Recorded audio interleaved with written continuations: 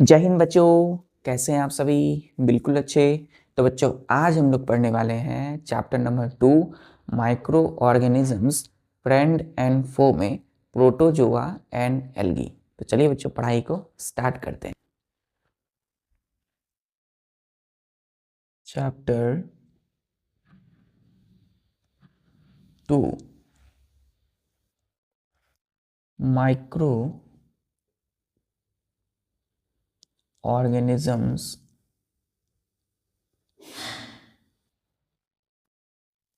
Friend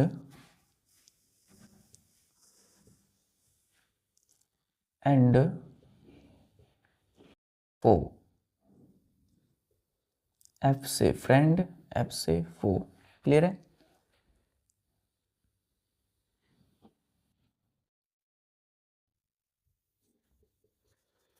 क्या पढ़ेंगे बच्चों? प्रोटोजोआ, हमारा तीसरा माइक्रो ऑर्गेनिज्म प्रोटोजोआ। ध्यान दीजिएगा spelling, proto PROTO, proto ZOA, protozoa. Clear है बच्चों? इसमें कितने लेटर हैं इस वर्ड में? 1 2 3 4 5 6 7 8। तो 8 लेटर का ये एक वर्ड है प्रोटोजोआ। प्रोटोजोआ क्या है बच्चों? एरो दीजिएगा, इसको डिफाइन करेंगे हम लोग। A group of single celled micro organisms, single celled, a group of single celled microorganism, ORGANISM, organism, which classified as animals are called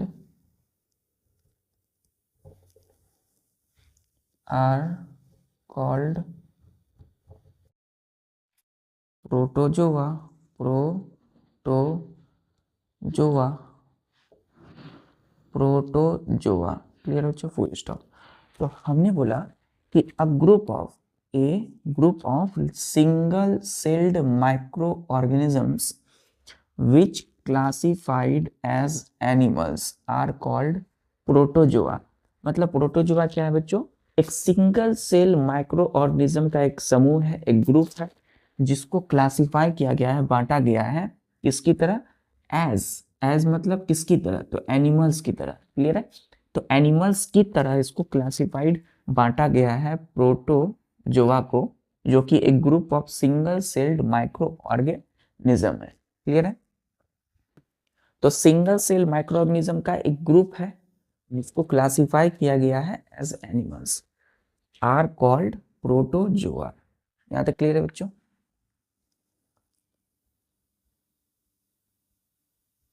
चलिए नेक्स्ट आते हैं हम लोग एग्जांपल्स। डिफिनेशन क्लियर है? चलिए मिटा दो मैं, चलिए इरेज कर। A group of single-celled microorganisms which are classified as animals। तो इसका मतलब बच्चों, जो प्रोटोजोआ है वो क्या है? एक एनिमल्स है। क्लियर है? क्योंकि एनिमल्स की तरह इनको बांटा गया है, क्लासिफाइड किया गया है। चलो नेक्स्ट है एग्जांपल्स।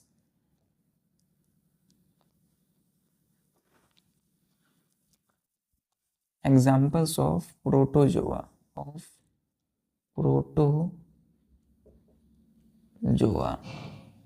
प्रोटोजोआ के एग्जांपल। तो फर्स्ट है बच्चों, फर्स्ट है जैसे अमीबा, AMOEBA, अमीबा। दूसरा है पारामीशियम,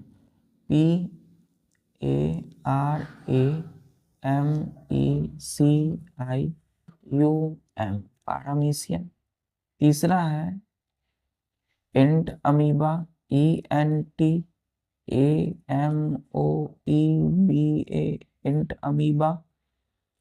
चौथा है बच्चों प्लाज्मोडियम, प्लाज्मोडियम,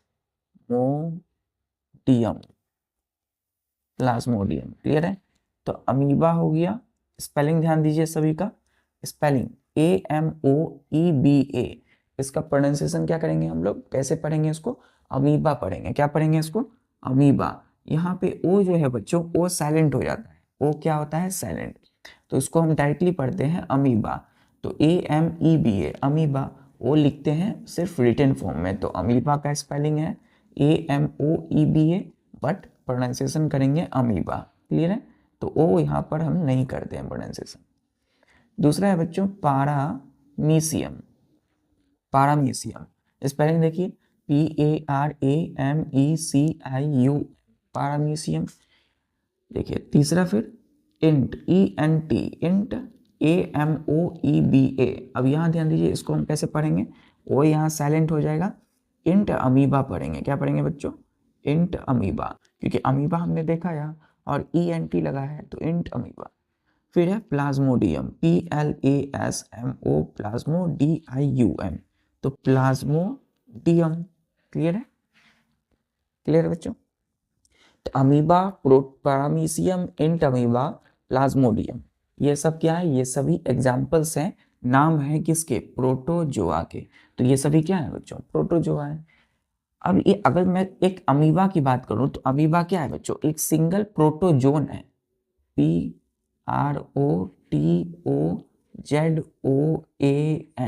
तो यहाँ पर हमने देखिए क्या लगाया, एन लगाया है, मतलब एक सिंगल प्रोटोजोआ की बात हो रही है, मतलब एक सिंगल प्रोटोजोन की बात हो रही है, प्रोटोजोआ का सिंगलर प्रोटोजोन।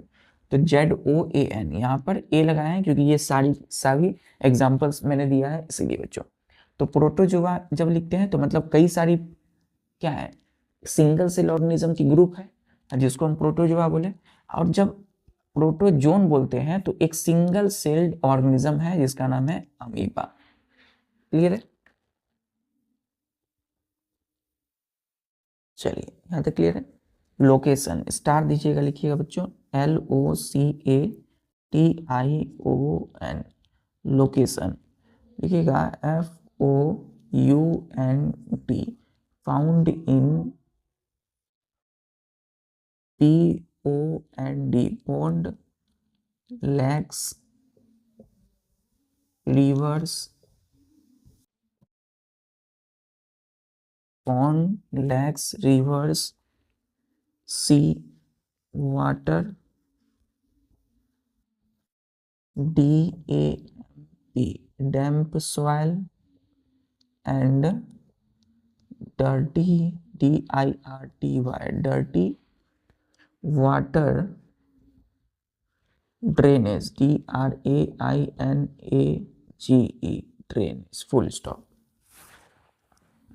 तो हमने बोला इसका लोकेशन कहाँ होगा, मतलब जो प्रोटोजोआ हैं ये सभी कहाँ पाए जाएंगे, अमीबा कहाँ मिलेंगे हमें, तो लोकेशन का मतलब पता है ना। जैसे कि बच्चों किसी का घर पहुंचना, आपके फ्रेंड का किसी भी पार्टिकुलर इस कंट्री के जो 29 स्टेट्स है, उस प्रत्येक राज्य के किसी एक राज्य के किसी एक जिले में होंगे, आपके फ्रेंड उस जो जिले हैं है ना, तो उस जिले के किसी खास स्थान पर होंगे आपके फ्रेंड के घर। तो आपसे फिर देखा जाएगा कि आपसे कितने किलोमीटर दूर है आपके फ्रेंड का घर। तो आपके फ्रेंड का एक घर है, उसका एक लोकेशन है, उसकी एक जगह है। तो जब हम बोलते हैं आपके फ्रेंड का लोकेशन, मतलब आपके फ्रेंड कहाँ मिलेंगे, उसी प्रकार अमीबा कहाँ मिलेंगे, पारामीशियम कहाँ मिलेंगे, ये सब। तो फाउंड का मतलब पाए जाते हैं या मिलेंगे, पोंड में है ना, तालाबों में, लेक्स में, रिवर्स में, नदियों में, सी वाटर में, समुद्र की पानी में, डैम्प सॉइल में। क्लियर है बच्चों? डैम्प सॉइल में, अब मिट्टी में मिलेंगे। डैम्प का DAMP, डैम्प क्या है, नमी, ज्यादा जो है भीगी हुई दलदली मिट्टी में, सॉइल में, तो डैम्प सॉइल है ना। डर्टी वाटर ड्रेनेज, और जहाँ नदी नाली है बच्चों है ना, जहाँ पर ड्रेनेज है, नाली है बहती हुई, वहां पे मिलेंगे ये सारे क्या, प्रोटोजोन। क्लियर है? तो प्रोटोजोन है क्या, एक सिंगल सेल माइक्रो ऑर्गेनिज्म है, माइक्रो ऑर्गेनिज्म है जो हमें हमारी नेकेड आई से नहीं देख पाते हैं। चलिए, और दलदले वाले जो सॉइल है, मिट्टी है, ऐसी मिट्टी जो दलदली है, तो वहां मिलेंगे। क्लियर है? चलिए, तो इनको हम देखते कैसे हैं बच्चों, with the help of microscope.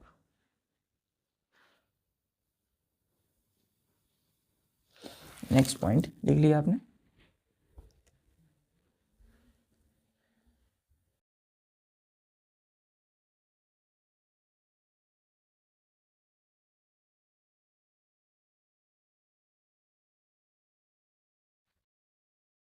यहाँ स्टार दीजिएगा, लिखिएगा बच्चों डिसएडवांटेज, DISADVANTAGE, डिसएडवांटेज। तो डिसएडवांटेज का मतलब क्या हो गया, वो एक दुश्मन की तरह काम करते हैं। कैसे बच्चों, तो लिखेंगे एज FOE, फो। तो पहला इसमें लिखिएगा एरो दे करके कि protozoa are parasites, PARASITES, parasites which cause disease, which cause diseases, DISEASES, तो diseases फुल स्टॉप। तो हमने यहाँ पे एस लगाया है, डिजीज का मतलब कोई एक बीमारी, लेकिन जब हम इसमें एस लगाते हैं तो कई सारी बीमारियों के नाम होते हैं। तो प्रोटोजोआ जो है वो क्या है, प्रोटोजोआ आर पारासाइट्स। पारासाइट्स क्या है बच्चों, विच काउज डिजीजेस। तो ये एक पारासाइट है, PARASITES। तो एक पारासाइट है, पारासाइट का मतलब है वैसे माइक्रो ऑर्गेनिज्म या वैसे ऑर्गेनिज्म, है ना, प्लांट हो या फिर एनिमल हो। तो यह है क्या, प्रोटोजोआ एक एनिमल है। तो वैसे ऑर्गेनिज्म जो कि अपना फूड, है ना, यानी अपना भोजन किसी दूसरे ऑर्गेनिज्म, किसी दूसरे लिविंग बॉडी से मिलता हो जिनको, यानी कि होस्ट बॉडी से। क्लियर है, HOST, होस्ट का मतलब क्या होता है, मेजबान, गेस्ट। तो गेस्ट की बॉडी से यानी दूसरे लिविंग बॉडी से जो अपना भोजन फूड लेते हो उनको क्या बोलेंगे हम, पारासाइट्स। तो यहाँ लिखेंगे स्टार देके, पारासाइट्स। पारासाइट क्या होते हैं, PARASITES, those those organisms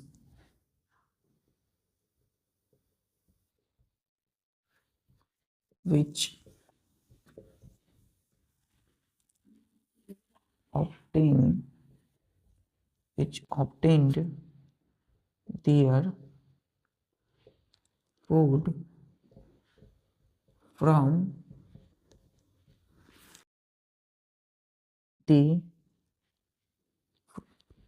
obtain food from the body of another living organisms are called parasites। पारासाइट्स। तो पारासाइट्स यदि आपसे पूछा जाए तो क्या है कि वे सभी, दोज THOSE, दोज यानी वे सभी ऑर्गेनिजम्स, एनिमल्स, प्लांट, तो वे सभी ऑर्गेनिजम्स विच, जो कि ऑब्टेन्ड करते हैं, OBTAINED, ऑब्टेन मतलब प्राप्त करते हैं या इनको मिलता है, एंड ऑब्टेन्ड दियर फूड, भोजन, from the body of another living organisms are called parasite. तो पारासाइट क्या है बच्चों, जो अपना फूड यानी अपना फूड, भोजन किसी दूसरे लिविंग बॉडी से जिनको मिलता हो। यानी पारासाइट वैसे ऑर्गेनिज्म है जो किसी दूसरे लिविंग बॉडी के अंदर प्रवेश करते हैं, जाते हैं और उनके शरीर का जो फूड है वो लेते हैं, यानी उनके शरीर ही, उनका बॉडी ही क्या है, उनके लिए फूड है। क्लियर है। तो यदि पारासाइट बोला जाए तो क्या होगा, पहला नाम प्रोटोजोआ। और प्रोटोजोआ में भी एग्जाम्पल्स क्या है, अमीबा, पारामीशियम, एंट अमीबा, प्लाज्मोडियम, ये सभी क्या है, एक पारासाइट्स है जो कि क्या करते हैं बच्चों, डिजीज देते हैं। तो ये क्या है, डिसएडवांटेज है, इनकी अच्छा ही नहीं है, बुरा ही है, इसीलिए फो कहलाते हैं। क्या कहलाते हैं, फो। क्लियर है? नोट कर लिया था? चलिए नोट कर लिया बच्चों।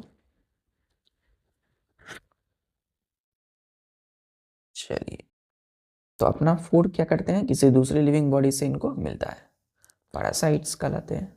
जैसे बच्चों पैरासाइट समझ सकते हैं, जैसे कि आपकी जो हेयर है इसमें जो आपकी लीच है बच्चों, है ना, जू, तो जू जो है क्या है, आपके बाल, आपकी हेयर की, वो एक पैरासाइट है। क्यों? क्योंकि आपकी जो जो पैरासाइट से जो लीच है बच्चों, वो आपके हेयर में जाकर के आपकी प्रोटीन, शरीर की जो आपकी बॉडी है उसी से क्या कर रही है, वो उनके लिए फूड है, वो यहाँ रहते हैं, है ना। जब आप उसको क्लीन करते हो, साफ करते हो, तो साफ करने के बाद क्या होता है कि हट जाते हैं। फिर बच्चों देख सकते हैं आपकी बॉडी में मॉस्किटो, MOSQUIOTO, तो मॉस्किटो जो है बच्चों, मॉस्किटो, वो मॉस्किटो है क्या, मॉस्किटोज भी एक पैरासाइट्स है ना। मॉस्किटो क्या है बच्चों, एग्जाम्पल ले लीजिए, जैसे कि mosquito, mosquitoes, MOSQUITOES, mosquitoes, leches, तो ये सभी हैं क्या, ये सभी पैरासाइट्स हैं। मच्छर, अब मच्छर कैसे है बच्चों, मच्छर जो है आपके शरीर में से जाता है, एक तरह की पैरासाइट है, क्योंकि आपकी बॉडी से वो ब्लड ले रहा है, खींच रहा है, क्लियर है। तो उनको फूड कहाँ से मिल रहा है, हमारे शरीर से। चलिए, क्लियर है। तो ये सब एक कॉमन एग्जाम्पल है बच्चों, लेकिन मेन एग्जाम्पल क्या है आपकी, अभी पढ़ रहे हैं हम लोग प्रोटोजोआ, जो कि एक पैरासाइट है। चलिए,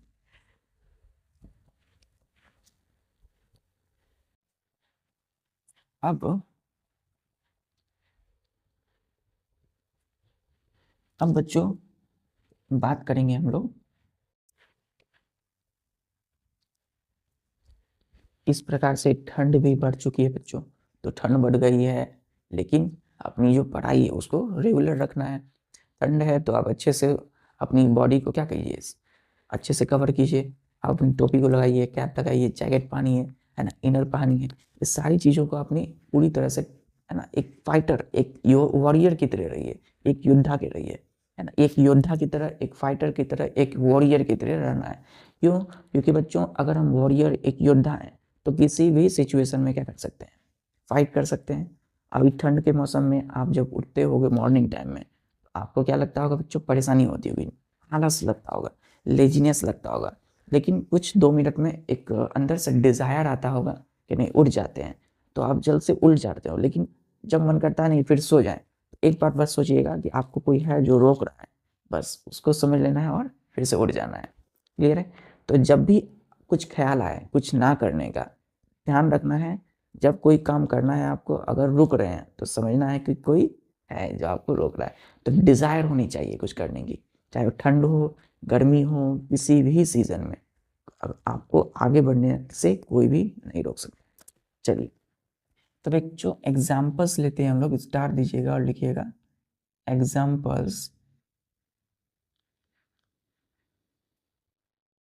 ये नहीं होनी चाहिए कि आप उठ रहे हैं और फिर सो रहे हैं, उधर से आपकी माँ या पापा आपको, आपके क्या कर रहे हैं, आपको आवाज़ दे रहे हैं, उठ जाओ उठ जाओ बेटा, उठ जाओ, उठ जाइए बेटा। लेकिन आपको एक डेली रूटीन फिक्स करना है कि नहीं, इतना समय में उठना ही है ना, इतना समय में अपने सारी काम को कर लेना है बच्चों। लेकिन मॉर्निंग टाइम में आप अपनी डेली रूटीन को कभी चेंज ना कीजिए, क्लियर है। क्योंकि अभी से आपका जो हैबिट्स है ना, डॉक्टर APJ अब्दुल कलाम ने क्या कहा है कि your habits change your future, मतलब आपकी जो फ्यूचर है वो भविष्य कौन निर्धारित करती है, आपकी हैबिट, आपकी जो आदतें हैं वही है जो आपकी भविष्य का निर्माण करेगी। तो आप अपनी हैबिट्स को बनाइए, है ना, तो definitely your habits will change your future. चलिए, तो examples of diseases, diseases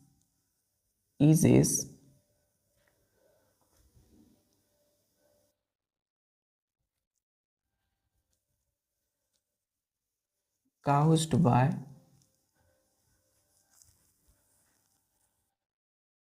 protozoa in human,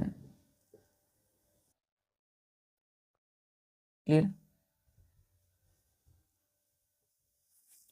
The examples of diseases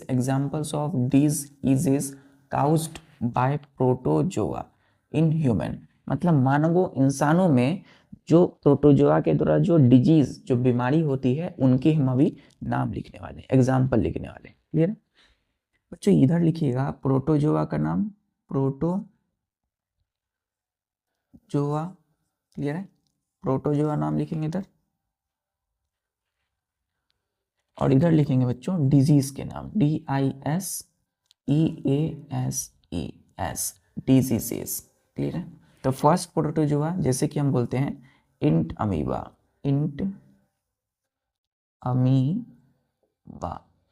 तो इंट अमीबा जो है एक पैरासाइट है, एक प्रोटोजोआ है, जो कि क्या करता है बच्चों, बीमारी देता है, करता है, बीमारी का कारण है। कौन सी बीमारी, कौन सी डिजीज, डिजीज मतलब बीमारी, amoebic dysentery, amoebic dysentery, DYSENTERY, amoebic dysentery. Clear है? तो आपसे यदि डिजीज पूछा जाए तो क्या बोलना है आपको, अमीबिक डिसेंट्री, क्योंकि ओ यहाँ पे बच्चों क्या हो जाता है, साइलेंट हो जाता है, ओ को हम नहीं पढ़ते हैं, अमीबिक डिसेंट्री पढ़ेंगे। क्लियर है? तो अमीबिक डिसेंट्री। दूसरा है हमारा, जैसे कि हमने बोला प्लाज्मोडियम, प्लाज्मोडियम। क्लियर है? प्लाज्मोडियम बच्चों क्या है, PLASMODIUM। प्लाज्मोडियम क्या है, एक मलेरियल पैरासाइट, MALARIAL,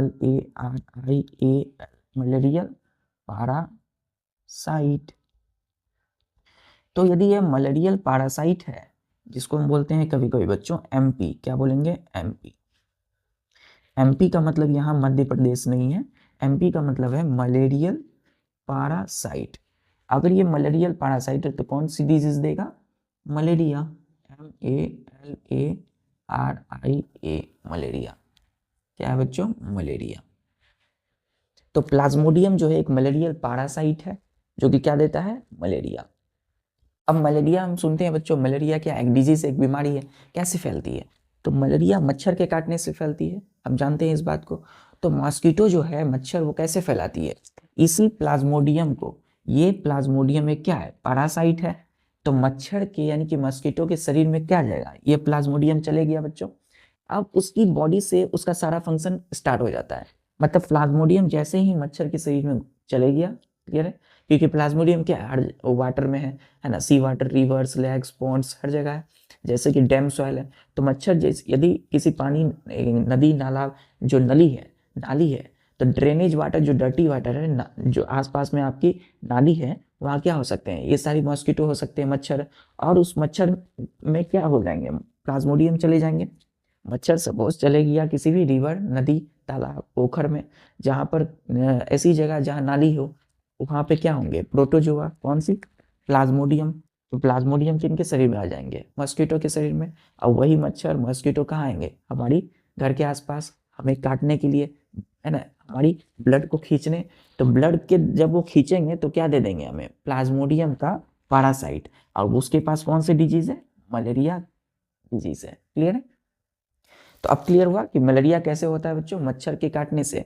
कैसे, तो मच्छर के जो मस्कीटो के शरीर में क्या है, प्लाज्मोडियम, जो कि एक मलेरियल पैरासाइट है, जिसको हम बोलते हैं MP। क्लियर है बच्चों? तो हमें देखनी है कि आसपास में कहीं नाली तो नहीं है, ओपन तो नहीं है वो, अगर नाली है सड़कों पर कहीं तो ओपन तो नहीं है। इससे क्या होगा, उसमें प्लाज्मोडियम जैसे पैरासाइट्स क्या होने लगेंगे, धीरे धीरे उसमें डेवलप करेंगे बच्चों, मॉस्किटो जाएगा, मच्छर जाएंगे, उससे मलेरिया जो फैल सकता है। तो हमें आसपास में क्लीननेस, साफ सफाई मेंटेन रखना है, तो हम इन सब चीज़ों से बच सकते हैं। चलिए,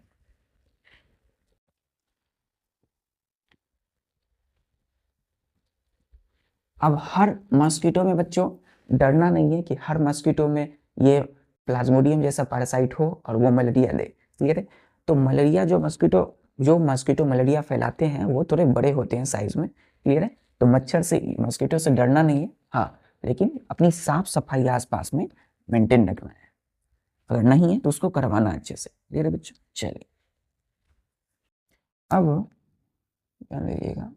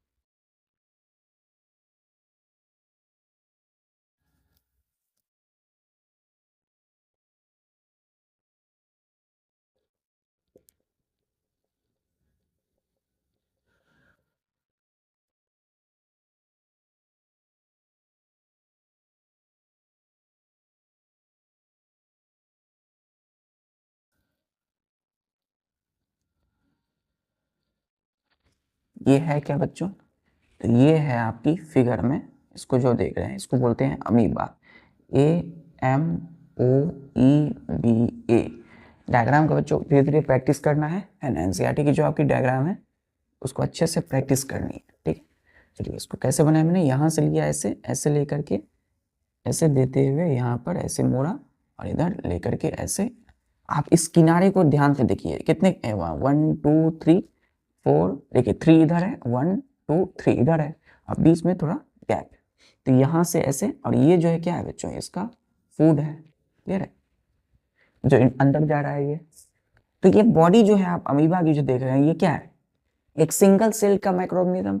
मतलब इनकी जो बॉडी है, ये जो बॉडी है आप इसको या तो बॉडी बोलिए या तो एक सेल बोलिए, या तो एक सेल, बॉडी और वन सेल, क्लियर है बच्चों। या तो इनकी बॉडी एक सेल है या तो ये बॉडी है किसकी, अमीबा की, क्लियर है यहाँ तक। चलिए एक मैं ले लेता हूँ एग्जाम्पल, यहाँ तक क्लियर है। चलिए अब हम लेते हैं नेक्स्ट एग्जाम्पल, जैसे कि जो ध्यान दीजिएगा,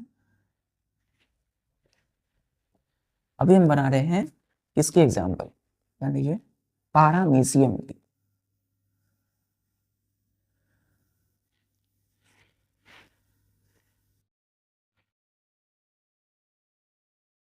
पारामीशियम,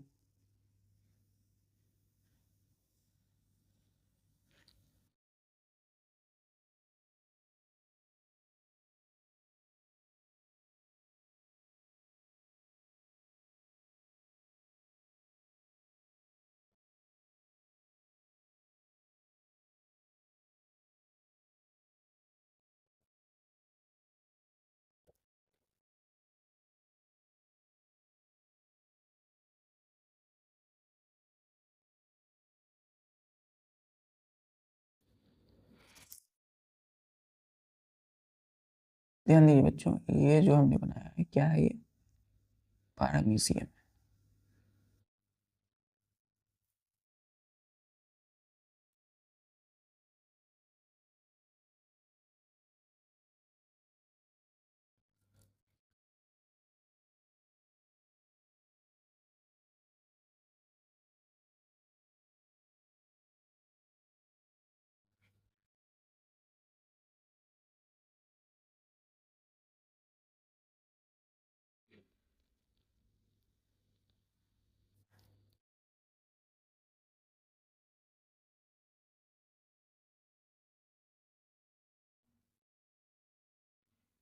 देखिए ये क्या है बच्चों, ये डायग्राम है, फिगर है इसका, ये फिगर है पारामीशियम, पारामीशियम, क्लियर है, PARAMECIUM, पारामीशियम।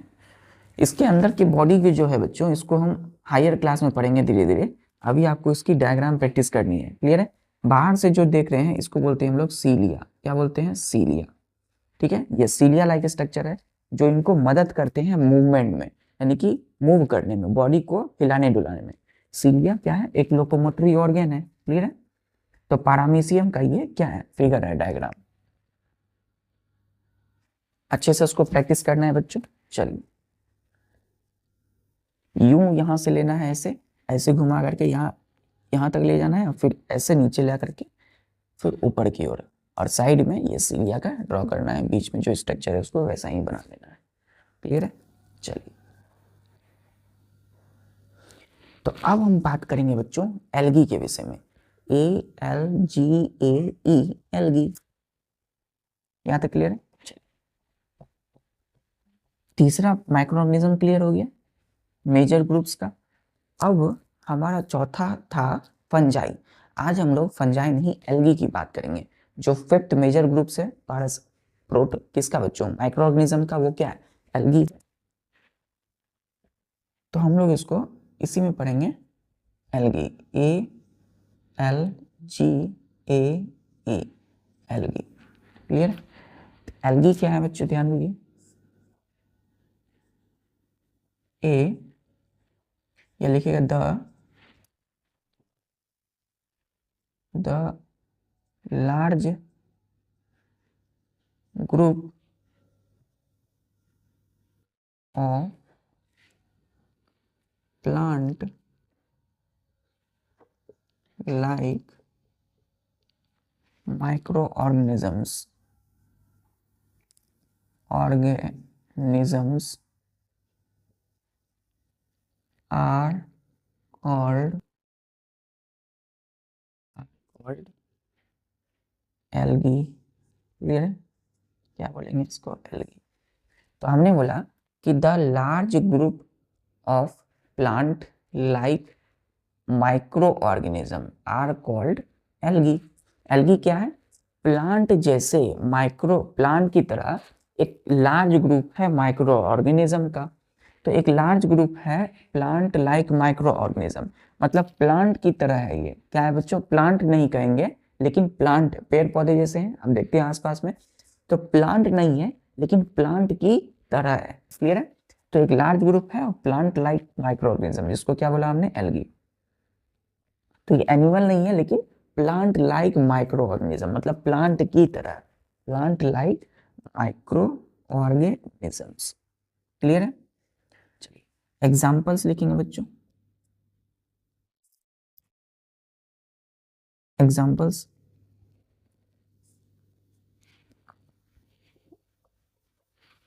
जैसे कि बच्चों पहला है क्लेमाइडोमोनस।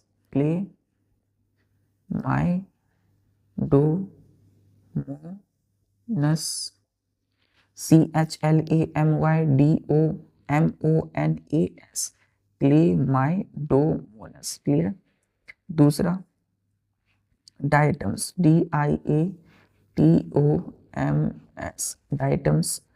तीसरा है बच्चों ध्यान दीजिए सीविड,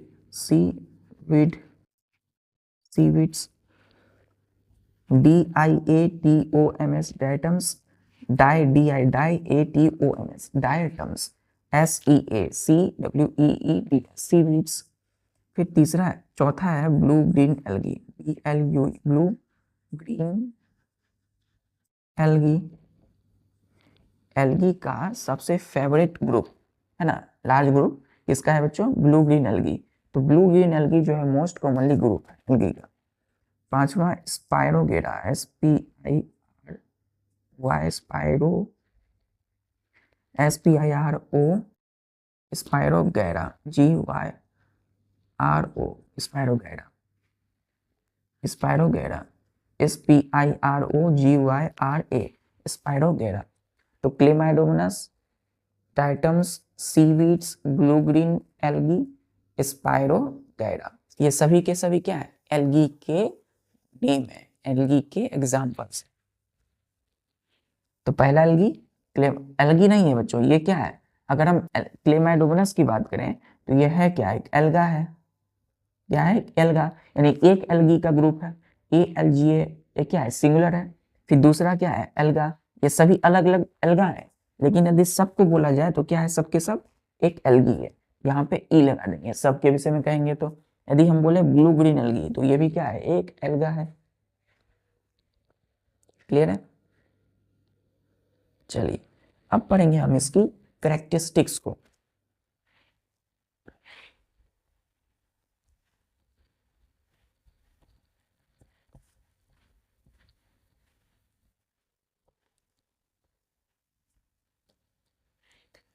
स्टार दीजिएगा और लिखिएगा CHARACTERISTICS, कैरेक्टरिस्टिक्स किसकी? एल्गी की। तो फर्स्ट में लिखिएगा कि algae have, algae contain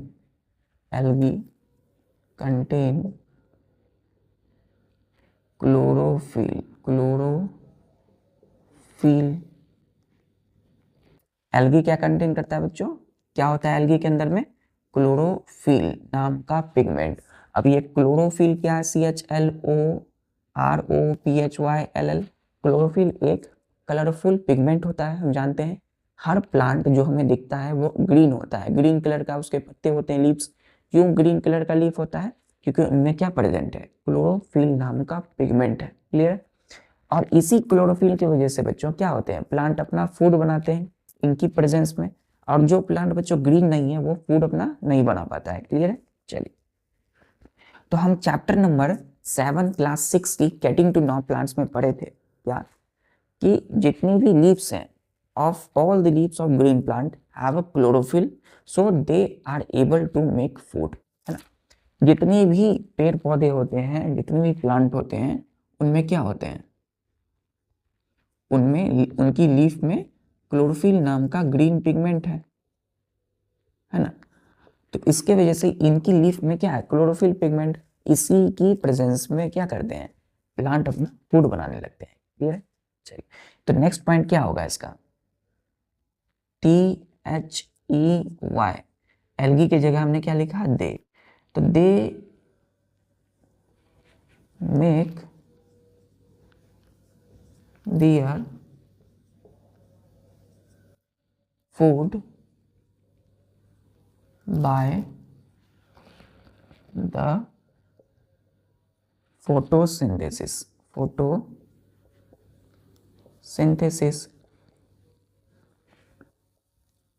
like plants।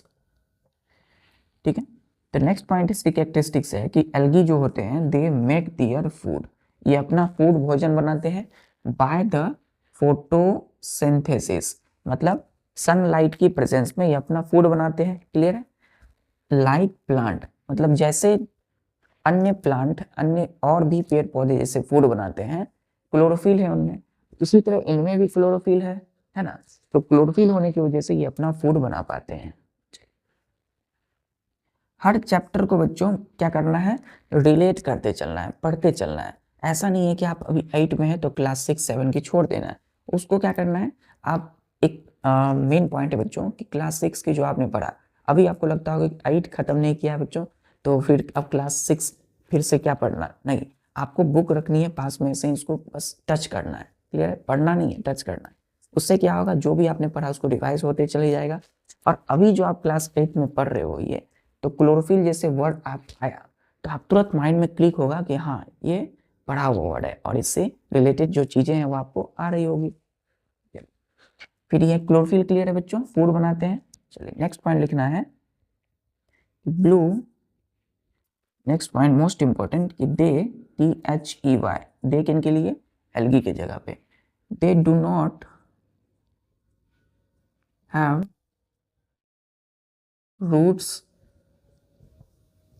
stems and leaves like other plants have।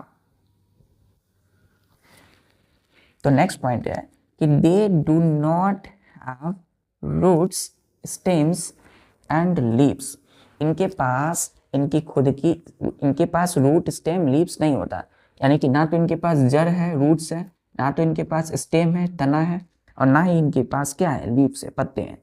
Like other plants have, मतलब जिस प्रकार से दूसरे प्लांट में बड़े बड़े रूट्स, बड़े बड़े स्टेम्स, बड़े बड़े लीव्स के पत्ते होते हैं, उस प्रकार से एल्गी में उतने बड़े बड़े रूट, स्टेम्स और लीव्स नहीं होते। मतलब कि इनकी रूट, स्टेम, लीफ को हम पहचान नहीं सकते कि कहाँ पर इनकी रूट है, कहाँ पर इनकी स्टेम है और कहाँ पर इनकी लीव्स है। क्लियर है?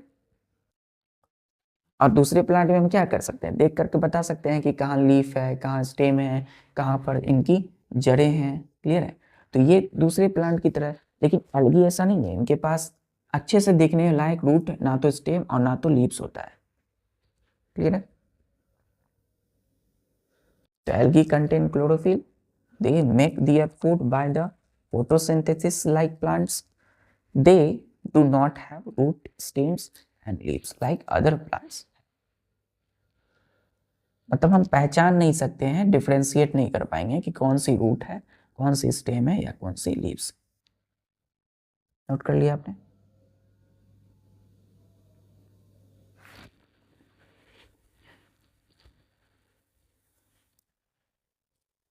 अब बच्चों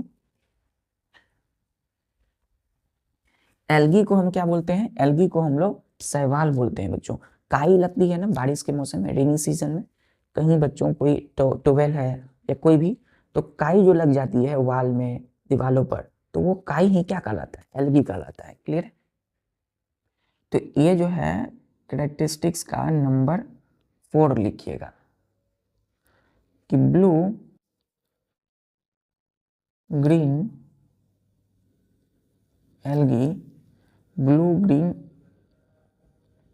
एल्गी, इसका नाम क्या है, ब्लू ग्रीन एल्गी। क्लियर है? Blue green algae are able to fix atmospheric nitrogen gas, nitrogen gas. तो हमने बोला बच्चों कि जो ब्लू ग्रीन एल्गी है are able to fix atmospheric nitrogen gas, मतलब नाइट्रोजन जो गैस है बच्चों एयर में, एटमॉस्फेरिक मतलब एटमॉस्फेयर में जो नाइट्रोजन गैस है उसको क्या करने का काम करता है, फिक्स करने का। क्लियर है? मतलब ये बैक्टीरिया की तरह काम कर रहे हैं, क्योंकि बैक्टीरिया भी क्या करते हैं, जो नाइट्रोजन फिक्सेशन में काम करते हैं, तो एल्गी भी क्या कर रहे हैं, नाइट्रोजन फिक्सेशन का काम कर रहे हैं, नाइट्रोजन गैस को एटमॉस्फेयर में क्या करते हैं, एटमॉस्फेयर की नाइट्रोजन गैस को फिक्स करते हैं। चलिए 5वां लिखिएगा कि most of the algae, most of the algae are multicellular। जितने भी एल्गी होते हैं वो क्या होते हैं बच्चों, मल्टी सेलुलर होते हैं। मल्टी का मतलब क्या होता है, कई सारे, मैनी, मल्टी मतलब क्या होते हैं, मैनी, बहुत सारे, एक दो यानी एक से ज्यादा, और सेलुलर का मतलब क्या होता है, इसको लिखिए मोर देन वन, मोर देन वन, यानी एक से ज्यादा मतलब मल्टी, और सेलुलर का मतलब क्या होता है बच्चों, सेल। तो मल्टी सेलुलर मतलब जो एल्गी की जो बॉडी है वो क्या है, मल्टी सेलुलर है। क्लियर? तो मल्टी सेलुलर है, ये सिंगल सेल नहीं है बच्चों, ये एक मल्टी सेलुलर है। ये जो हम अभी पढ़ रहे हैं ये क्या है, एक मल्टी सेलुलर। क्लियर है? तो एल्गी की जो बॉडी है वो मल्टी सेलुलर है, यानी मोर देन वन सेल की बनी है। बट सम, यहां दीजिएगा बच्चों कोमा दे करके, या फिर सम, बट, लेकिन, सम आर यूनिसेलुलर, यूनिसेलुलर। हम पढ़ेंगे इसको चैप्टर, सेल चैप्टर में, यूनिसेलुलर मल्टीसेलुलर अच्छे से। तो यूनिसेलुलर, अब यूनि का मतलब क्या होता है बच्चों, यूनि मतलब होता है एक, सिंगल, और सेलुलर का मतलब होता है सेल। तो मतलब जिनकी बॉडी यूनिसेलुलर, एक सिंगल सेल से बनी होती है ना, यूनि मतलब सिंगल सेल से बनी होगी, उसको क्या बोलेंगे हम लोग, यूनिसेलुलर। तो मोस्ट का मतलब लगभग जितने भी एल्गी हैं, सभी एल्गी की बॉडी मल्टी सेलुलर होती है, लेकिन कुछ एल्गी जो होते हैं वो यूनिसेलुलर है, मतलब सिंगल सेल से बने होते हैं। क्लियर है? क्लियर है बच्चों? चलिए अभी हम एग्जांपल देखेंगे कि कौन सी मल्टी सेलुलर है और कौन सी यूनिसेलुलर है। यहां तक नोट कर लिया आपने? चलिए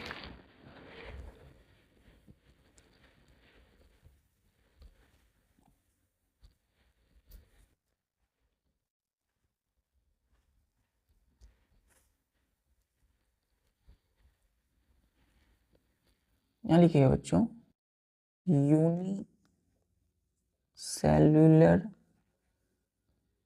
एल्गी, और यहां लिखिएगा मल्टी सेलुलर एल्गी।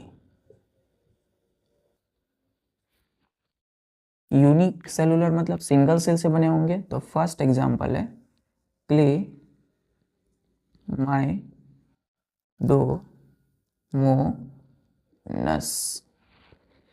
क्लेमाइडोमोनास क्या है? एक एल्गा है। कौन सा बच्चों? तो यूनिसेलुलर एल्गी है। क्लियर है? बोलेंगे इसको एल्गा, लेकिन यूनिसेलुलर एल्गी लिखते हैं। क्या लिखते हैं? Unicellular algae. फिर बच्चों उसी तरह दूसरा मल्टी सेलुलर में अगर बात करें तो blue green algae, blue green algae. Clear है?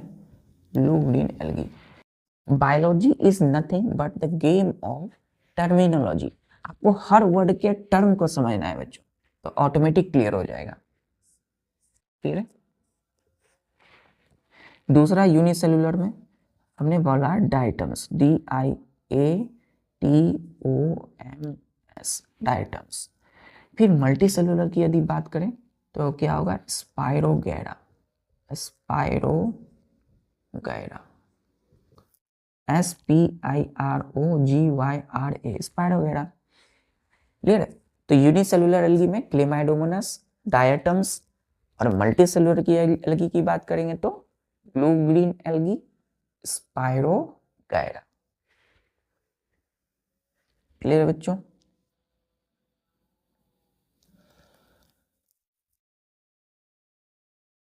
चलिए अभी हम क्लेमाइडोमोनास और एक मल्टीसेलुलर स्पाइरोगैरा की डायग्राम का प्रैक्टिस करते हैं। यहां तक नोट कर लिया? चलिए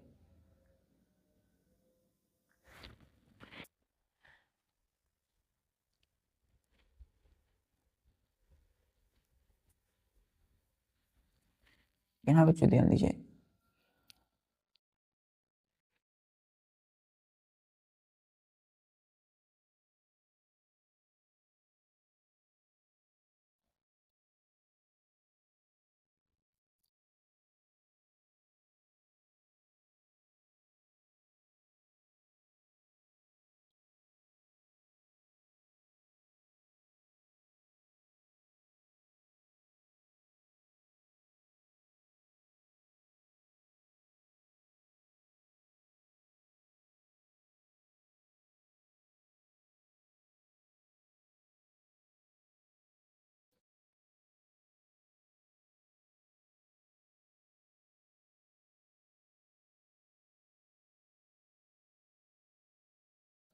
पहले क्या किया हमने? यहाँ पर पहले स्टार्ट किया यहाँ से ऐसे लेते हुए। क्लियर बच्चों? फिर हमने इसको घुमा करके यहाँ दिया इधर, और यहाँ पे हमने फिर इसको ऐसे घुमा दिया। फिर यहाँ पे दो बनाया हमने इस प्रकार, यहाँ से इस प्रकार लेते हुए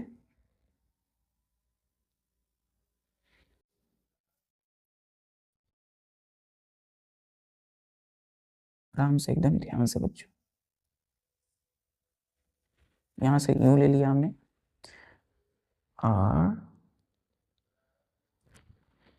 यहाँ पर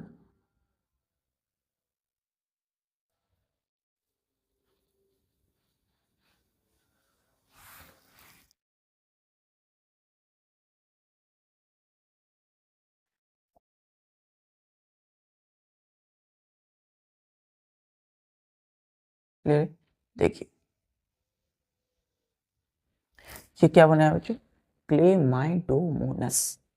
इसका फिगर है ये, FIG, फिगर क्लेमाइडोमोनस,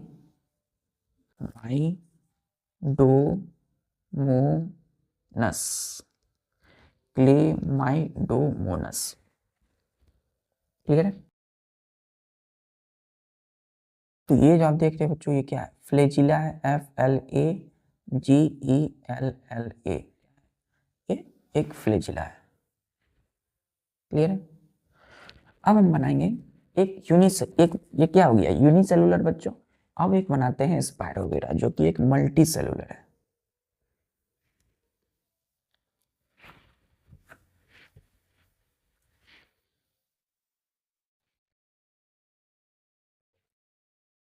एक मल्टी सेलुलर एल्गी।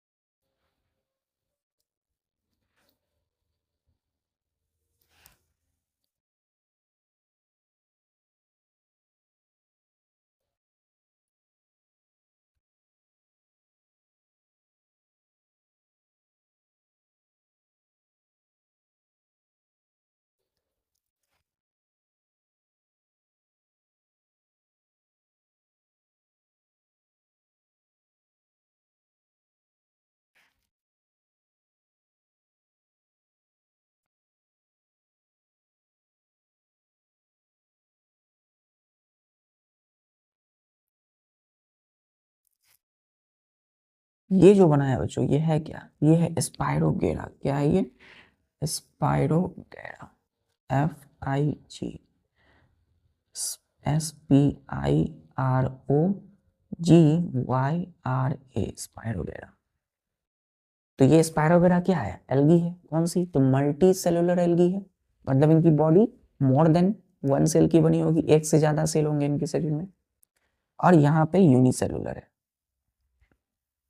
नोट कर लिया यहाँ तक बच्चों? चलिए, क्लियर है। और ये प्लांट लाइक ऑर्गेनिज्म है, प्लांट की तरह है। तो इससे बच्चों जो है क्या है, हमने देखा कि फोटोसिंथेसिस कर सकते हैं ये। इसमें प्रॉपर रूट स्टेम लीव्स हमें दिखते नहीं है, और ना तो ये हमें क्या करते हैं, हम देखते हैं जैसे कि शैवाल है ना, जो काई लगी होती है वो क्या होते हैं? एल्गी ही होते हैं। तो काई में क्या दिखते हैं आपको? कहाँ रूट है, कहाँ स्टेम है, कहाँ लीफ है? नहीं दिखते हैं ना। चलिए, तो इस प्रकार से बच्चों हमने आज प्रोटोजोआ एल्गी कंप्लीट किया। तो बच्चों जैसा कि मैंने बताया कि अपनी आपको हैबिट्स को मेंटेन रखना है, और स्वामी विवेकानंद जी भी आप जानते ही हैं कि शिकागो गए थे बच्चों। तो अपने भारत देश के इतने बड़े क्या कह सकते हैं कि युवा युग पुरुष जो कहलाए स्वामी विवेकानंद, अमेरिका के शिकागो सम्मेलन में गए, और जाते ही कहते हैं my dear brothers and sisters. तो बैठे हुए जितने भी लोग हैं, भारत की एक क्या हुई वहाँ पर, एक अलग ही पहचान, एक छवि हुई। तो इससे क्या हुआ बच्चों? इससे पता चलता है कि हमारे अंदर जो स्किल है, जो टैलेंट है, वो भर भर के है, हमें उसको अंदर से जगाने की जरूरत है। तो अंदर से अभी ही ये समय है, और राइट समय है बच्चों, कि अपने अंदर की जो डिजायर है उसको आपको जगाना है। मतलब अपने अंदर के जो टैलेंट है, आप जैसे कि ये चैप्टर कंप्लीट कर रहे हैं, उसको पढ़ रहे हैं, तो पढ़ते पढ़ते हर टर्म को, मैंने कहा ना कि biology is the game of terminology. तो हर टर्म को अच्छे से आपको पढ़ना है, उसको रिवाइज करना है, और बार बार प्रैक्टिस करना है। जैसे ही आप हायर क्लास में जाओगे तो यू क्या होगा, हर एक वर्ड बच्चों आपको धीरे धीरे इतना आसान हो जाएगा आपके लिए कि कुछ भी नामुमकिन नहीं है। तो आपको क्या करना है, अपने टैलेंट स्किल को इसी तरह प्रैक्टिस करना है। क्या होता है स्किल?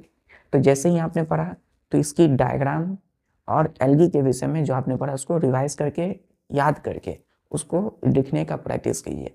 तो इससे दो चीज़ें होंगी, एक तो राइटिंग स्किल अच्छी होगी, दूसरी आपकी डायग्राम अच्छी हो जाएगी। ठीक है बच्चों, मिलते हैं फिर नेक्स्ट लेक्चर में विद फंजाई। तब तक के लिए बच्चों हर काम को करते हुए पढ़ाई करते रहिए। जय हिंद।